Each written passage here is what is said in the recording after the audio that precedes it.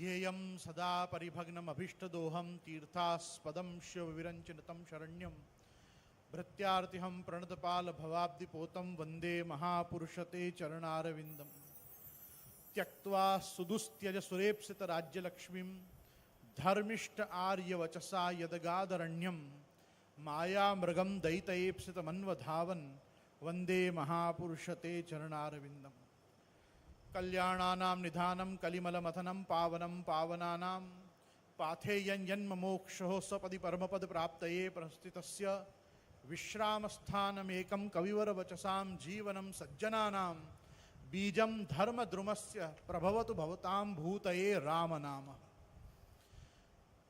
रामायण महोत्सव श्री रामकथा 2024 में यहाँ सभा मंडप में उपस्थित गुरुदेव पूज्य पितृचरण श्री सरकार श्री,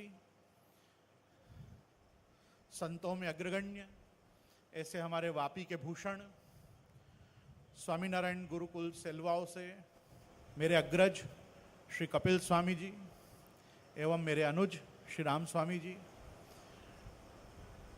मंचासीन प्रिय शास्त्री जी, कीर्तन वृंद तथा आप सभी पुष्टिमार्गीय वाल्लभीय वैष्णवजन, सनातन धर्मावलंबी आस्तिक जन, भगवत भक्त, गौ भक्त, राष्ट्रभक्त, मैं गोस्वामी गोविंद राय आपका आज द्वितीय दिवस बहुत बहुत स्वागत करता हूँ।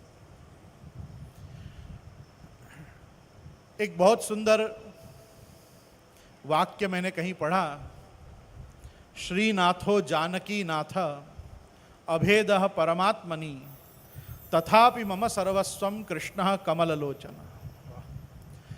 ऐसे तो परमात्म तत्व से जब हम चिंतन करें तो भगवान में, उनके अवतारों में परस्पर परमात्मतया ईश्वरत्वेन कोई भेद नहीं होता है, क्योंकि सब कुछ आप ही हैं। सर्वम खलविदम ब्रह्म एकमेवा द्वितीयो ब्रह्म। भगवान पुराणों में, विशेष करके स्कंद पुराण में ये वाक्य मिलता है, श्रीमद् आचार्य चरण ने भी शास्त्रार्थ प्रकरण में इसको कोट किया है, वेदांते च स्मृतौ ब्रह्म लिंगम भागवते तथा ब्रह्मेति परमात्मेति भगवान इति शब्दयते। वेदांत में, वेदादि शास्त्रों में, वेद संहिताओं में, ब्राह्मण आरण्यक में ब्रह्म शब्द से, विशेष करके वेदांत में, संहिताओं में, स्मृतियों में परमात्मा किंवा ईश्वर, परंतु श्रीमद् भागवत एवं भगवत गीता में उसी ब्रह्म को श्री भगवान कहा गया है। मैं और आप सभी परंपरा से सुनते आ रहे हैं, ऐश्वर्यस्य समग्रस्य वीर्यस्य यशश्रिय ज्ञान वैराग्य युक्तैश्च षण्णा भग इति रणा। हम सब जानते हैं कि यशश्री, ऐश्वर्य, वीर, ज्ञान, वैराग्य और निरवधि सच्चिदानंदत्व, परात्परत्व, भगवत्व, अगणित आनंदत्व जिनमें हो, उनको हम परब्रह्म, परमात्मा अथवा पूर्ण पुरुषोत्तम कहते हैं। अपने संप्रदाय से जुड़े हुए जो लोग हैं, उन्होंने एक और वस्तु इसमें जानी है, समझी है, भगवान के अनुग्रहो पुष्टि मार्गीय नियामक इति स्थिति के स्वरूप को देखा और कहा कि भाई पूर्ण पुरुषोत्तम तो राम, नृसिंह, वामन आदि भी हैं, पर भगवान कृष्ण जो हैं वो पुष्टि पुरुषोत्तम है। ऐसे करके हमने भगवान के पूर्ण पुरुषोत्तमत्व में और एक विशेषण अभिधानित किया, जिसको हम कहते हैं कि आप पुष्टि पुरुषोत्तम हैं। अब आप देखो आनंद का विषय कैसा है।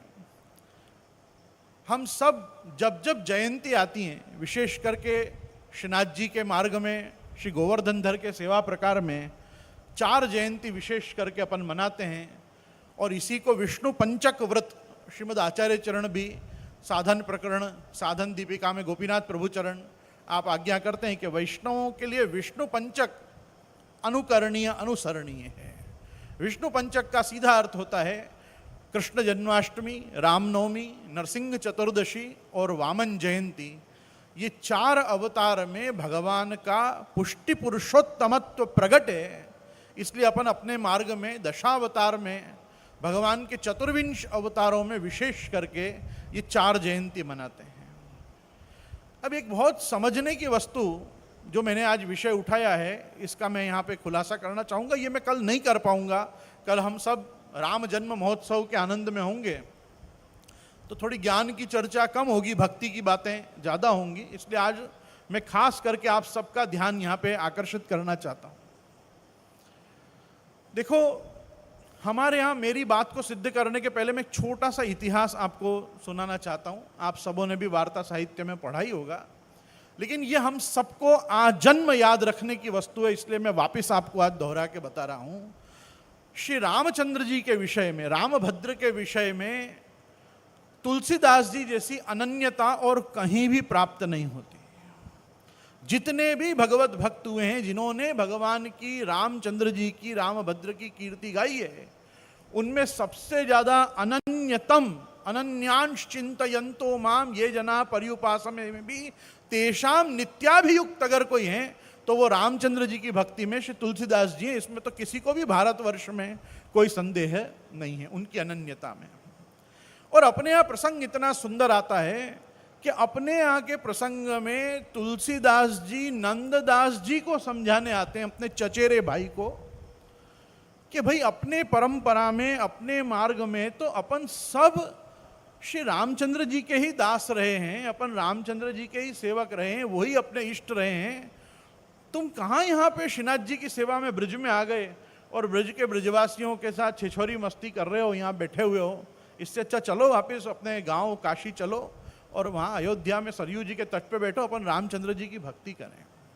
नंददास जी कहते हैं, भाई ब्रज भूमि में यहाँ तक आए हो, कुछ नहीं तो श्रीनाथ जी के दर्शन कर लो, यमुना जी पान कर लिए, गिरिराज जी का दर्शन कर लिया, पर्वत पे चलो। श्री गोसाई जी की अपने को आज्ञा है, मुझे तो पर्वत पे ऊपर जाने का अधिकार है, मैं वहाँ कीर्तन करता हूँ, एक बार दर्शन तो कर लो कि मैं कहाँ सेवा में हूँ। और उनको अपने साथ तुलसीदास जी को नंददास जी लाते हैं।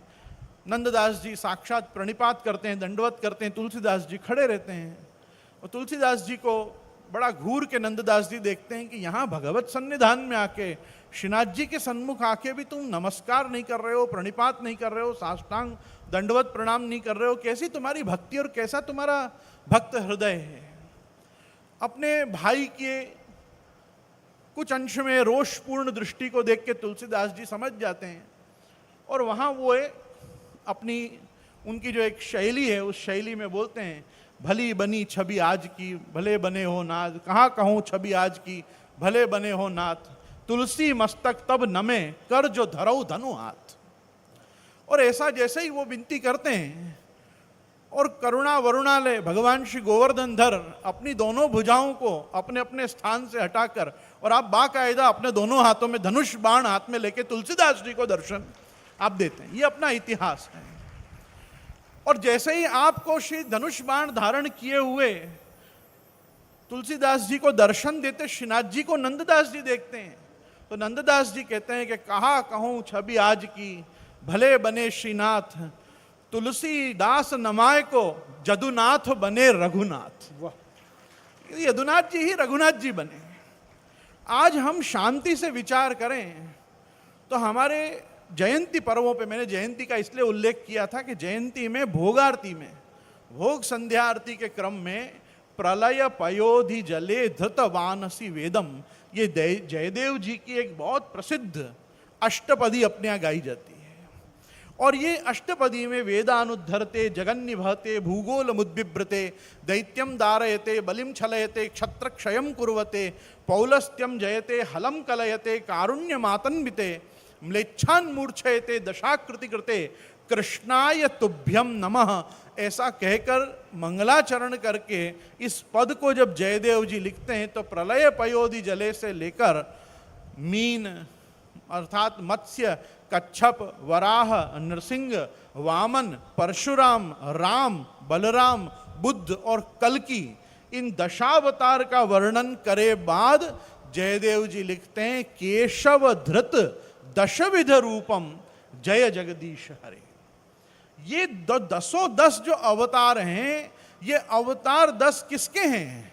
वही हम अन्यान्य जब पुराणों में, विष्णु पुराण, पद्म पुराण आदि में देखते हैं, अन्य वैष्णव पुराणों में जब हम दर्शन करते हैं तो हम देखते हैं कि विष्णु परत्व निर्णायिके विष्णु पुराणे ये दशावतार भगवान विष्णु के हैं, कि वहाँ ब्रह्म वैवर्त आदि में देखें तो हमको लगता है कि ये श्रीमन नारायण के हैं। लेकिन हम जब श्रीमद् भागवत जी की शरण में जाते हैं तो भागवत जी बताते हैं एते चांश कलापुंसः कृष्णस्तु भगवान स्वयं, भगवान कृष्ण का ही अवतार रामावतार है। और सुबोधनी में महाप्रभु जी कहते हैं ये भगवान के हास्य का अवतार है, ये हास्यावतार है। हास्य के अवतार का अर्थ समझिए आप, भगवान के जो अधर हैं, भगवान के जो ओष्ठ हैं, ये विराट स्वरूप में लोभात्मक बताए गए हैं।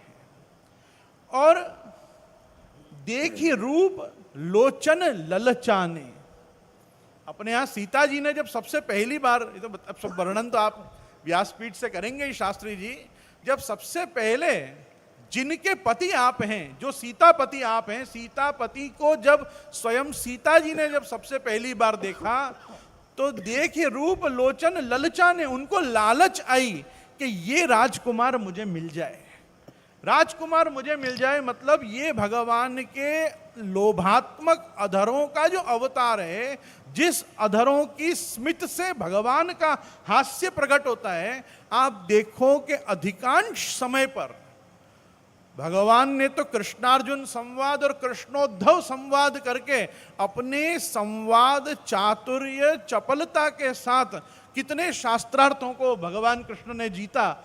लेकिन उन सारे शास्त्रार्थों को अगर आप रामचंद्र जी की लीला में देखोगे कि केवल राम ने अपनी एक स्मित, एक सहज स्मित, सहज माधुरी से उनने वो सारे शास्त्रार्थ जीत लिए।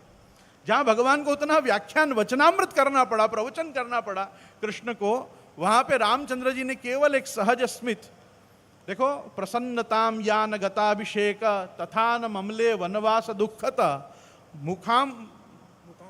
मुखाम्बुजश्री रघुनंदनस्य में सदास्तु में मांजुल मंगल प्रदा। ये तुलसीदास जी ने एक बहुत जबरदस्त मंगलाचरण किया है, मैं समझता हूं अयोध्या कांड में किया है। और ये कह के किया है कि देखो अयोध्या कांड में उनको पता चला कि आपका कल राज्याभिषेक होने वाला है, आप युवराज पद पे अभिषिक्त होने वाले हो, तो कोई विशेष प्रसन्नता नहीं थी, तब भी मुस्कुरा दिए। ठीक है, जब उनको दूसरे दिन मालूम पड़ा कि नहीं नहीं आपका युवराज पद पे राज्याभिषेक कैंसल हो गया, अब तो आपको वनवास जाना है 14 वर्ष के लिए, तब भी भगवान ने एक सहज स्मित से हंस दिए कि ठीक है चलो वनवास में आनंद लेंगे, वन का आनंद लेंगे। तो भगवान रामभद्र ने तो अधिकांश समय पर चाहे सुग्रीव कुछ बोलें, जामवंत कुछ बोलें, हनुमान जी कुछ बोलें, लक्ष्मण जी कुछ बोलें, विभीषण की शरणागति का हर व्यक्ति ने राजनीति, युद्ध नीति, कूटनीति सबकी तरफ से विरोध किया कि नहीं नहीं इस समय पे शत्रु के भाई को शरण देना जरूरी नहीं है। क्यों भाई, ये क्या प्रकार से अपनी हानि करेगा निशाचर, अपने को क्या पता है, अपन इसको कैसे इस समय शरण दे सकते हैं। सबकी बात सुनी और सबकी बात सुनने के बाद सेना नायक रामभद्र ने केवल एक स्मित दी, और स्मित दी के वाल्मीकि रामायण में कहा शक्रदेव प्रपन्नाय तवास्मिति च याचते अभयम सर्वभूतेभ्यो ददाम्येतद् व्रतम मम। जैसे भगवान ने कहा सर्वधर्मान परित्यज्य मामेकम शरणम व्रज, रामचंद्र जी ने कहा मैंने तो एक सकृत एक प्रतिज्ञा ले रखी है, शक्रदेव प्रपन्नाय, जो अच्छे मन से मेरे पास आके प्रपन्न होके अर्थात मेरी शरणागति स्वीकार करके सिर्फ इतना कह ना तवास्मी, मैं तुम्हारा हूं, वो चाहे कोई भी हो, अभयम सर्वभूतेभ्यो ददाम्येतद् व्रतम मम, मैं उसको अभय दान दूंगा, ये मेरी प्रतिज्ञा है, मैं इस प्रतिज्ञा को नहीं छोड़ सकता। भगवान ने अपनी सहज माधुरी से, सहज स्मितता से ही असंख्यों कार्यों को संपादित किया, क्योंकि ये भगवान के हास्य का अवतार है। विराट पुरुष में राम की जो स्थिति है, वो जैसे भगवान नरसिंह जो हैं वो विराट पुरुष में भगवान के कौस्तुभ मणि का अवतार हैं। इसीलिए भागवत जी ने क्या कहा, नमो भगवते नृसिंहाय नमस्तेजस तेजस। सबसे ज्यादा तेज भगवान के श्री विग्रह में किस वस्तु में है? भगवान तो सभी यस्मिन इदम सर्वमिदम विभाति, भगवान के तेज से तो पूरा ये त्रिलोकी विभाषित हो रही है। परंतु भगवान के हम श्रीअंग के आभूषणों को देखेंगे तो कौस्तुभ में सबसे ज्यादा तेज है। भगवान के तेज का अवतार नृसिंह जी हैं। भगवान की मेखला कटी मेखला किस चीज के लिए होता है? हर वस्तु को बांधे रखने के लिए होता है। लंगोटी, लंगोटी के ऊपर धोती, धोती के ऊपर मेखला बांधा जाता है। मेखला पहनने से हर वस्तु नाभि कसी हुई रहती है। ये तीनों लोगों को एक सूत्र में अपने 3 चरण के प्रताप से त्रिविक्रम होकर भगवान ने, वामन जी ने बांध दिया। देवासुर मनुष्यों को सबको एक किया, इसलिए वो कटी मेखला का अवतार हैं। एक नरसिंह भगवान कौस्तुभ का अवतार हैं, भगवान श्री कृष्ण के स्मित का अवतार रामावतार है। और जो कितनी सुंदर बात इन्होंने उठाई, ये आगे समझाएंगे व्यास जी भी। लेकिन आप एक वस्तु को समझो, ये जो सब कलाओं की रामायण है कि भाई रामचंद्र जी हैं, इनमें 12 कला हैं, और भगवान कृष्णचंद्र जी हैं, इनमें 16 कला हैं, तो भाई हमको ये देखना चाहिए कि ये किस वंश में हैं। भगवान रामभद्र जो हैं वो सूर्य वंशी हैं। सूर्य नारायण की आदित्य की 12 ही कला हैं। 12 आदित्य होते हैं, आदित्यों की गणना, इसीलिए 12 महीना के 12 सूर्य हैं, ऊंच और नीच के मिला के 12 राशियों में संक्रमण करते 12 आदित्य हैं। जब आदित्य कुल भूषण होके मरीचि माली भगवान भुवन भास्कर के आप कुल में आप पधारे हैं, तो आपने आदित्य सूर्य नारायण की 12 कलाओं का अंगीकार किया है, इसलिए राम में 12 कला हैं। लेकिन जब भगवान ने चंद्रवंश को स्वीकार किया और जब आप चंद्रवंश में जन्मे हैं, तब चंद्र की, क्योंकि अमावस्या से लेकर पूर्णिमा पर्यंत 16 कलाएं जिनमें चंद्र विभाषित होता है, इसलिए भगवान श्री कृष्ण 16 कला संपूर्ण बताए गए हैं। वो 16 कला चंद्रमा की हैं। बाकी भगवान की कलाओं का तो कोई गणना ही नहीं है, इसीलिए भगवान अगणितानंद अथवा पूर्णानंद है। ये जितने भी अवतार हैं भगवान के, ये शक्त्यावेशादि अवतार, ये अंश कला अवतार, ये सब अवतार भगवान ने जितने सामर्थ्य की जिस अवतार में आवश्यकता है उतनी ही शक्तियों को भगवान ने प्रकट किया है। बाकी तो हम श्रीमद् भागवत में दर्शन करते ही हैं, श्रिया पुष्ट्या गिरा कांत्या कीर्ति तुष्टि इलोर्जया अविद्या विद्या शक्त्या माया च निवेशितम। भगवान में एट ऑल टाइम 12 शक्ति नित्य विद्यमान होती हैं, क्योंकि भगवान में 6 गुण हैं। और ये ऐश्वर्य वीर्य ज्ञान वैराग्य आदि जो षड्गुण हैं, जिस षण्णा भग इति रेणा, जिस भग के आप भग से युक्त होने के कारण भगवान कहलाते हैं, उस एक भग में एक आपके गुण के साथ 2 शक्ति, इस प्रकार से परास्य शक्तिर विविधैव श्रूयते स्वाभाविकी ज्ञान बल क्रिया च। उपनिषद कहता है कि भगवान में तो परास्य शक्तिर विविधैव श्रूयते, भगवान में कितनी शक्ति है और कैसी शक्ति है वो कभी कोई उसकी गणना नहीं कर सका। इसीलिए भगवान की अनंतता और भगवान की आनंद की, ये 2 वस्तु की कभी गणना नहीं हुई। इसलिए सत्यम ज्ञानम अनंतम ब्रह्म, सत्यम ज्ञानम आनंदम ब्रह्म, और आनंद ब्रह्म ही कभी राम के रूप में भगवान, कभी कृष्ण के रूप में आप पधारे हैं। और लोक उद्धार, जन कल्याण, जनार्दन रूप से आपने समय समय पर सबकी पीड़ा हरी है। मैं कुछ बातें यहाँ और कहना चाहूँगा इस संबंध में। हमारा पुष्टि मार्गियों का अगर आप पूछो कि रामचंद्र जी से क्या संबंध है, हमारा कृष्ण संबंध तो नित्य है। हम अगर दैवी जीव, पुष्टि जीव, लीला के हैं, तो हमारा रामचंद्र जी से क्या संबंध है। रामचंद्र जी से हमारा पहला संबंध ये है कि हमारे संप्रदाय में तृतीय निधि के रूप में जो भगवान श्री द्वारकाधीश प्रभु विराज रहे हैं, वो कौसल्या जी के अंतःपुर के गृह सेवा के ठाकुर जी हैं।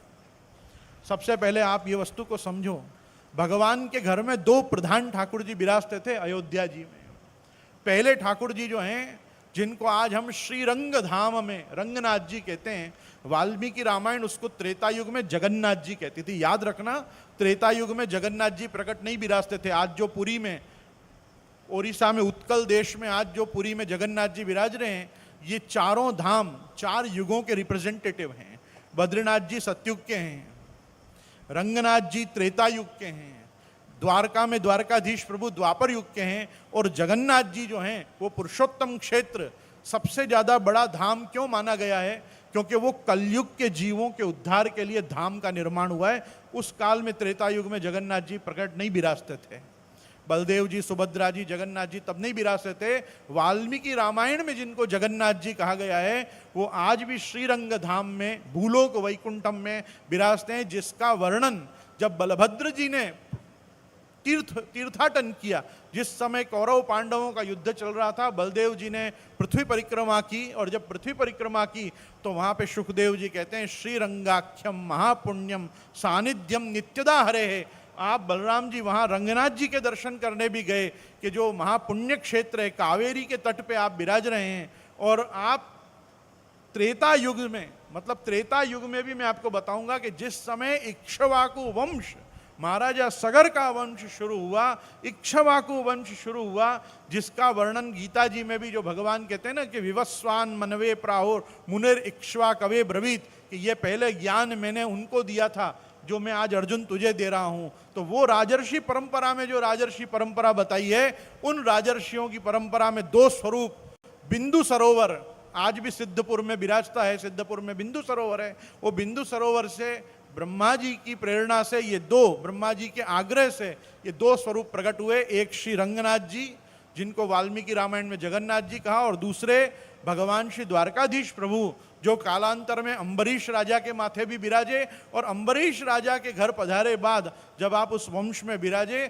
तो दशरथ जी के सबसे बड़े पत्नी कौशल्या जी, रामचंद्र जी की माता, आप जिनकी अंदर अपने महल में गृह सेवा के क्रम से, जिसको आज अपन पुष्टिमार्गी भाषा में तपेली के ठाकुर जी कहते हैं, तपेली के ठाकुर जी में जिनकी कौशल्या जी सेवा करते थे, वो आप द्वारकाधीश प्रभु हैं। यही द्वारकाधीश प्रभु जब राम रूप में आप प्रकट हुए तो आप भी भगवान कृष्ण की भांति ही, कल ये वर्णन करेंगे भय प्रगट कृपाला दीन दयाला कौशल्या हितकारी में, कि भगवान चतुर्भुज रूप से वैसे ही प्रकट हुए जैसे तमद्भुतम बालकमम भुजेक्षणम चतुर्भुजम शंख गदायुधायुधम श्रीवत्सलक्षम गलशोभि कौस्तुभम पीताम्बरम सांद्र पयोद सौभगम, ये सारे चिन्हों से युक्त भगवान रामचंद्र जी भी प्रकट हुए। इसलिए अद्यावधि आप ध्यान दोगे तो जब आप द्वारकाधीश प्रभु का दर्शन करोगे ना, तो द्वारकाधीश प्रभु के गदा और चक्र के ऊपर दो स्वरूप और विराजते हैं। एक जो स्वरूप हैं वो उपेंद्र जी वामन जी हैं, और दूसरे जो स्वरूप हैं वो भगवान रामचंद्र जी हैं। और आप जो तीसरे स्वरूप हैं, जो आप शंख चक्र गदा पद्म लेके प्रकट हुए हैं, ये वही सुतपा और प्रश्नी के एक प्रश्नी गर्भ भगवान हैं कि जो आप प्रकट हुए, और जिन्होंने प्रकट होके देवकी जी और वसुदेव जी को सांत्वना दी कि हे देवकी वसुदेव, तुम ही पहले प्रश्नी और सुतपा थे, उसके पहले कश्यप अदिति थे, और आज मैं तुम्हारे घर में प्रकट हुआ हूं। तो यथा भगवान दशम स्कंद तृतीय अध्याय में जिस प्रकार से देवकी जी के, मतलब वसुदेव ग्रहे साक्षात भगवान पुरुष पर जैसे प्रकट हुए हैं, वैसे ही भगवान रामभद्र भी यज्ञ नारायण साक्षात यज्ञ कुंड में से प्राजापत्य पुरुष ने प्रकट होके जो पायस, जो खीर प्रदान की दशरथ जी को, वो दशरथ जी ने वो खीर खवाई।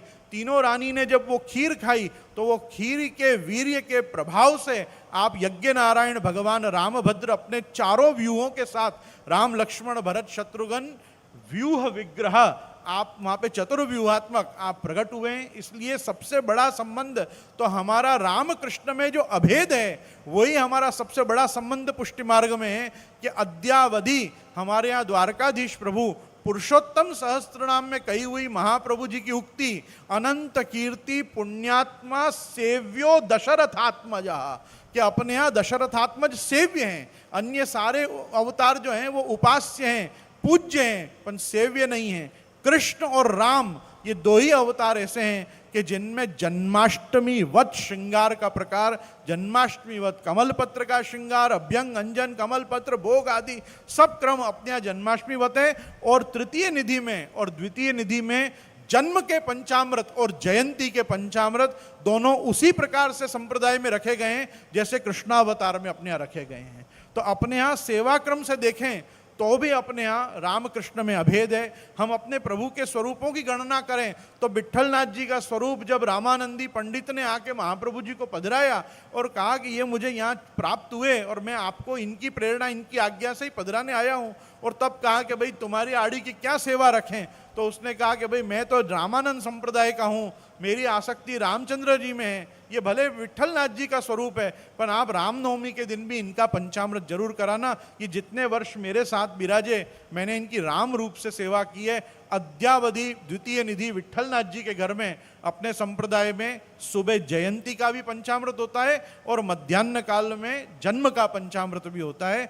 उसी प्रकार से कौशल्या जी का, राजा अम्बरीश का स्मरण करके श्री द्वारकाधीश प्रभु में भी अपने यहाँ जयंती का पंचामृत भी होता है और बाद में जन्म का पंचामृत भी होता है। वल्लभ संप्रदाय ने राम कृष्ण में कभी भी भेद नहीं किया।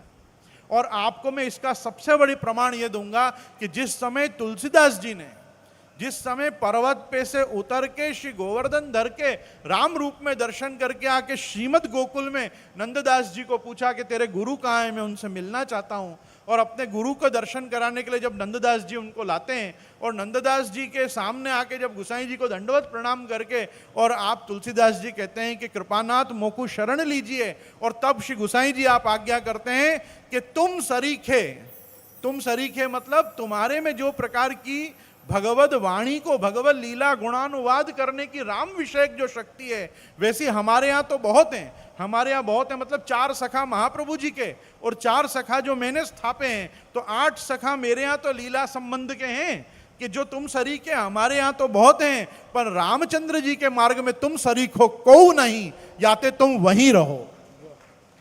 आज वो मार्ग शून्य नहीं होना चाहिए। आज श्री गुसाई जी की कोई ऐसी भावना, ऐसी वृत्ति नहीं थी कि जैसे सूरदास हमारे संप्रदाय के शिष्य हैं वैसे तुलसीदास जी भी हमारे संप्रदाय के हो जाएं, लाओ मैं कंठी दे दूं। नहीं, रामचंद्र जी के मार्ग में राम भक्ति का क्या होगा? जितनी कृष्ण भक्ति का विस्तार और विकास आवश्यक है, उतना ही रामचंद्र जी की भक्ति का भी विकास और विस्तार आवश्यक है। कि रामो विग्रहवान धर्म, ये जिस धर्म का उपदेश गीता में भगवान कर रहे हैं, उसका अगर कोई मूर्तिमंत स्वरूप हो तो वो मूर्तिमान स्वरूप साक्षात भगवान रामभद्र हैं। गीता जी में भगवान को भी अर्जुन को कहना पड़ता, अर्जुन रामः शस्त्र भृताम वरः, मैं शस्त्रधारियों में राम हूं। क्यों? रामो रण कर्कशः, जैसा युद्ध कौशल, जैसा शस्त्र संचालन भगवान रामचंद्र जी ने किया है, वैसा एक भी युद्ध भगवान कृष्ण ने नहीं किया। भगवान कृष्ण ने तो सर्वत्र सुदर्शन जी को आज्ञा की और जो युद्ध किया है वो अपने पराक्रम से सुदर्शन जी ने किया है। लेकिन रामचंद्र जी ने तो खड़े खड़े 14,000 राक्षसों को बस केवल क्षण मात्र में संहार कर दिए। आपको क्रोध आया दंडकारण्य में, 14,000 राक्षसों ने आपको घेरा। 14 राक्षस तो एक साथ एक बाण से मारे और उसके बाद 14,000 राक्षसों का संहार रामभद्र ने खड़े खड़े कर दिया। रामो रण कर्कशः, जितने भगवान सौम्य दिखते हैं अपने को, उतने ही आप जब युद्ध में विराजते हैं तो युद्ध करते राम उतने ही भयंकर होते हैं। इसीलिए आज भी आप देखोगे तो नासिक जाओ, वहां दर्शन करो, प्रधान देवस्थान कौन सा है? कालाराम मंदिर। कालाराम मतलब जहां काल स्वरूप से राम विराजते हैं। जैसे कहीं पे भी आपको रामचंद्र जी की ऐसी विकृत दाढ़ों वाली आकृति मूर्ति नहीं दिखेगी, जल्दी से सौम्य स्वरूप दिखेगा। लेकिन आज भी आप नासिक में कालाराम मंदिर के दर्शन करिए, आपको ऐसा लगेगा आप नरसिंह भगवान के दर्शन कर रहे हैं। वहां काल रूप से भगवान की मुखाकृति बनी हुई है। क्यों? क्योंकि खरदूषण संहार और समुद्र के ऊपर जब क्रोध आया तब, और तीसरा जब सीता जी पृथ्वी में पधार गए तब, भगवान को तो वास्तव में 3 ही बार, एक आप विचार करो मनुष्य की ह्यूमन साइकोलॉजी के ढंग से देखो कि किसी व्यक्ति को जीवन में कितनी बार कैसे कैसे पल पल क्षण क्षण कभी कभी तो लोगों को क्रोध आता है। अपन रामचंद्र जी के क्रोध की गणना रामायण में करने को बैठे तो 3 इंस्टेंसेस मिलते हैं, 3 स्थान मिलते हैं कि राम को क्रोध आया, राम को खरदूषण संहार के समय क्रोध आया, रामचंद्र जी को समुद्र पे क्रोध आया, रामचंद्र जी को पृथ्वी पे क्रोध आया। ये 2-3 बार। और जब जब भगवान को क्रोध आया, देवताओं को आके चरण पकड़ना पड़ा कि भाई आप अब अपने रोष का परित्याग करो।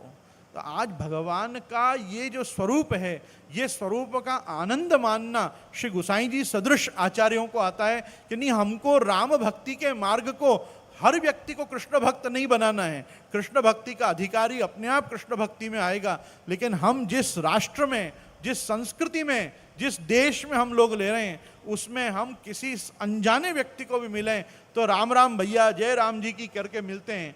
हमारे यहाँ जीवन में कुछ बुरा हो जाए, हाय राम ऐसे कहने की परंपरा है। आजकल लोग ओ शिट बोलने लग गए हैं। प्राचीन काल में क्या बोलते थे? हे राम, अरे राम राम राम, ये क्या हो गया? ऐसे अपनी कोई भी वस्तु को, मतलब दुख को प्रकट करने के लिए भी राम शब्द आता था। अपने को आनंद की अनुभूति हो तो भी, अरे झगड़ा हो जाए तो कहते हमारी राम राम बंद है। अब झगड़ा होने पर भी राम नाम का स्मरण करते थे कि अब हमारी राम राम नहीं रही। तो कहने का मतलब राम तो हमारे राम राम से लेके हाय राम से लेके राम नाम सत्य है तक अपने यहाँ राम शब्द अपने से जुड़ा हुआ है। अपनी राम तो है आदर्श तुम्हारा मेरुदंड, हर संस्कृति का प्राण तत्व, हर परंपरा का लक्ष्य, हमारी सदगति का लक्ष्य राम है। क्योंकि ये राम, ये कृष्ण, ये हरि, ये विष्णु, ये नारायण, इन सब नामों में भेद बुद्धि रखना भी अपने को नामापराध बताया गया है। ये नामापराध से अपने को बचना चाहिए। अपने को राम, कृष्ण, हरि, विष्णु, नारायण, इन नामों में कभी ये बड़ा नाम है, ये छोटा नाम है। आपको पता है सनातन धर्म का सबसे ज्यादा गौरवशाली एस्पेक्ट ये है कि किसी को पूछो ना सबसे बड़ा मंत्र कौन सा, तो व्यक्ति कहता है गुरु मंत्र। अपने गुरु ने अपने को जो दिया हो वो मंत्र सबसे बड़ा होता है। कोई गुरु किसी को राम मंत्र का उपदेश करता है, कोई गुरु किसी को कृष्ण मंत्र का उपदेश करता है, कोई गुरु किसी को ओम नमो नारायणाय, कोई ओम विष्णवे नमः, कोई ओम नमो भगवते वासुदेवाय करता है। मंत्र छोटे बड़े नहीं होते हैं, अपनी श्रद्धा छोटी और बड़ी होती है। इसलिए एक वस्तु को समझो, प्रतिमा मंत्र तीर्थेषु दैवज्ञे भेषजे गुरौ यादृशी भावना यस्य सिद्धिर भवति तादृशी। इस कथा को सुनो ही इस ढंग से कि कृष्णा ने, भगवान श्री कृष्ण ने रामावतार लिया तो क्या क्या लीला की, तो आपको कृष्ण कथा का भी फल मिलेगा और राम कथा का भी फल मिलेगा। भगवान कृष्ण ने जब रामावतार लिया था तब आपने कैसे और क्या लीला की, हम उन चरित्रों को सुनने के लिए यहाँ कृष्ण भक्त एकत्रित होकर राम भक्ति का विकास कर रहे हैं। मैं इसका सौभाग्य मानता हूँ, और मैं अपना सौभाग्य इसलिए भी मानता हूँ क्योंकि हमारे मूल घर मोटा मंदिर मुंबई गोविंद भवन में भी पूर्व काल में हमारे सातों दादाजियों ने मिलके हमारे कुसुम प्रभा सभागृह में राम कथा का आयोजन एक समय पर रखा। उसके अद्यावधि हमारे पास चित्र विद्यमान है। और क्योंकि हमारे पूर्वजों ने पहले भी अपने घर में राम कथा करवाई है, राम कथा सुनी है, इसलिए पूज्य पितृचरण की आज्ञा से भक्ति सेतु ने भी राम मंदिर 2024 22 जनवरी को जो निर्मित हुआ, उस नवनिर्मित मंदिर और भगवान रामभद्र की प्रतिष्ठा को वापी के वैष्णवों के साथ सेलिब्रेट करने के लिए, उसको फेलिसिटेट करने के लिए हमने ये राम कथा का आयोजन वल्लभ जयंती के उपलक्ष्य में रखा है। आगामी श्री महाप्रभु जी के उत्सव के उपलक्ष्य में देखो, हमको राम भक्ति करनी होती तो हम चैत्री नवरात्र की प्रतिपदा से रामनवमी तक राम कथा रखते। हमको केवल राम भक्ति नहीं करनी है, हमको कृष्ण भक्तों में भी राम का स्थापन उनके हृदय में करना है। क्योंकि एक राम अपने जीवन में आएगा तो अपन अच्छे बेटे, अच्छे पति, अच्छे भाई, अच्छे मित्र, अच्छे शत्रु, अच्छे स्वामी, अच्छे सेवक, अच्छे दास, अच्छे गुरु बन पाएंगे। हमको जिन जिन समाज में जिन रोल में खड़े रहना है, उस रोल में खड़े रहने के लिए पुरुषोत्तम बाद में बनना, पहले नरोत्तम बनो।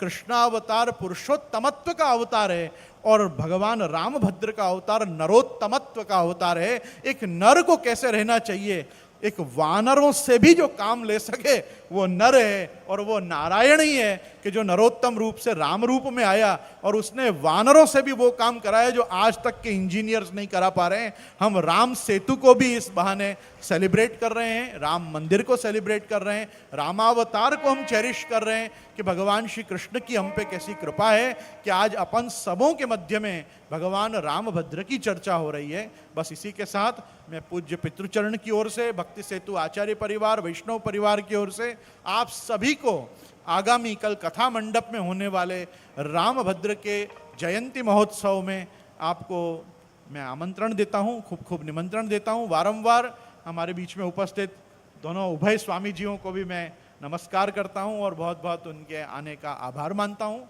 और आप सभी वैष्णवों से आग्रह करता हूँ कि अब आप मनोरथी परिवार आरती के लिए यहाँ पे आए। बोलो श्री गोवर्धन नाथ की जय, रामचंद्र भगवान की